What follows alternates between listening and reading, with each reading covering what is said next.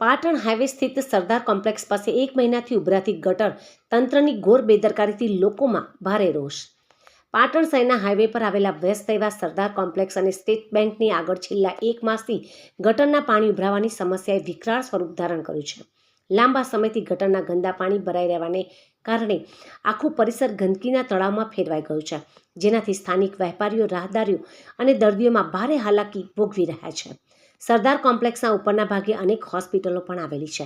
ગંદકીના સામ્રાજ્ય વચ્ચે દવાખાને આવતા દર્દીઓ અને તેમના સગા સંબંધીઓને પસાર થવું મુશ્કેલ બન્યું છે.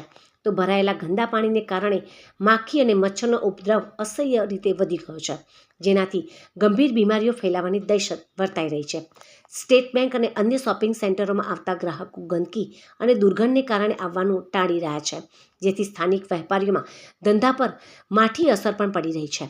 સ્થાનિક લોકો અને વેપારીઓ દ્વારા આ બાબતે વારંવાર રજૂઆતો કરવામાં આવી હોવા છતાં તંત્ર હજુ સુધી ઘોર નિંદ્રામાં હોય તેમ જણાય છે.